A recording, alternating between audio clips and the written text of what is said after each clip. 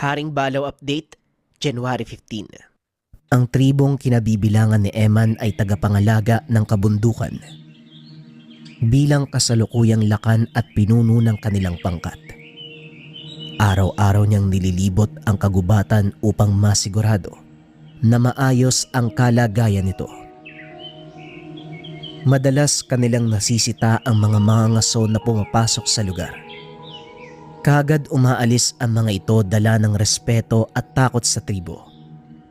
Ngunit ang pinakamalaking hamon nila, ang mga salot na aswang na pilit sumasakop sa kagubatan, ang santuaryo ng mga nanganganib ng maubos na hayop at halaman na ipinagkatiwala ng kalikasan sa tribo upang alagaan.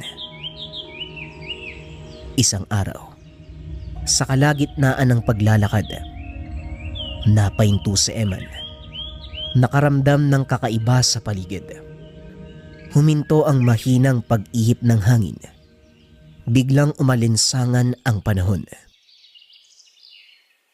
Mukhang nag-iisa ka. Nasaan ang mga alagad mo, Lakan?